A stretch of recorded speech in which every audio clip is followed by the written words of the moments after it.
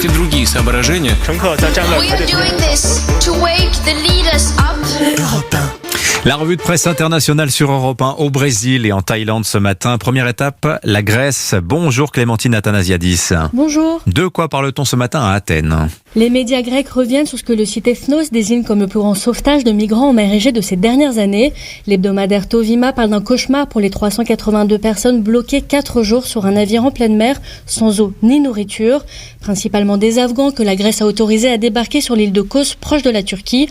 Comme le quotidien de centre droit Café Mérini le rappelle, c'est de ce pays que le navire est parti. Un problème de moteur l'a ensuite fait dériver jusqu'au large de la Crète. À gauche, le journal Elsin reproche au gouvernement conservateur d'avoir lancé trop tard l'opération de sauvetage. La Grèce demandait à Ankara de récupérer le bateau. Elle l'accuse de ne pas contenir les demandeurs d'asile et de se moquer des vies humaines. Il y a quelques jours, 4 enfants sont morts noyés lors d'un naufrage d'une embarcation en provenance des côtes turques. Des drames qui, selon le quotidien de droite Tanea, concernent tous les pays européens. Merci Clémentine. Direction le Brésil maintenant. Nous rejoignons Marie Nodacher. Bonjour Marie. Bonjour. À la une chez vous.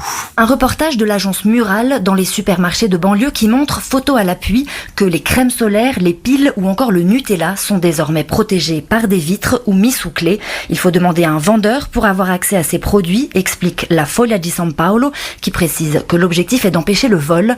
Les déodorants aérosols sont même présentés sans le bouchon du spray qu'il faut demander à la caisse avant de payer. C'est l'une des conséquences de la crise économique. Ces mesures adoptées par des dizaines de magasins font polémique. Cette pratique criminalise la pauvreté alors que les vols n'ont pas lieu uniquement dans les régions pauvres. Ces produits coûtent entre 20 et 40 reais, de 3 à 6 euros, et le salaire minimum tourne lui autour de 168 euros, alors que plus de 40% de la population souffre de la faim ou d'insécurité alimentaire. Enfin en Thaïlande, bonjour Carole Izou. Bonjour. Les plages de Phuket sont ce matin en première page des quotidiens thaïlandais. Ça y est, la Thaïlande rouvre ses portes aux touristes. C'est bien sûr de ça dont tout le monde parle, y compris la presse. Le pays va recevoir ses premiers visiteurs autorisés à entrer, sans quarantaine ou presque. Attention, rappelle le quotidien de Bangkok, on n'est pas revenu au monde d'avant. Les touristes vaccinés, munis d'un test négatif, devront tout de même passer une nuit à l'isolement, le temps d'obtenir les résultats d'un autre test avant de pouvoir se prélasser sur une plage. Une réouverture en demi-teinte pour le site d'Info Chaosot. Une décision surtout provoque la colère, le maintien de l'interdiction des ventes d'alcool dans les lieux publics. En clair, les bars restent fermés.